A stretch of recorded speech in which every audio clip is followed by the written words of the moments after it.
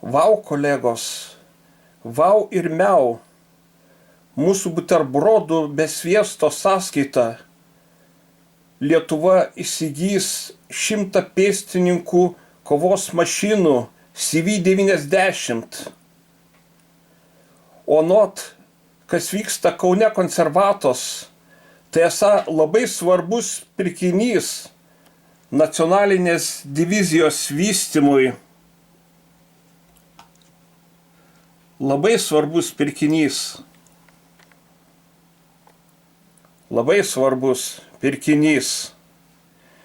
Žinia ar nežinia, bet dabar galimai eina jau 3 advento savaitė, o mes štai šitaip sutiksime šventas kalėdas ir visus naujosius metus.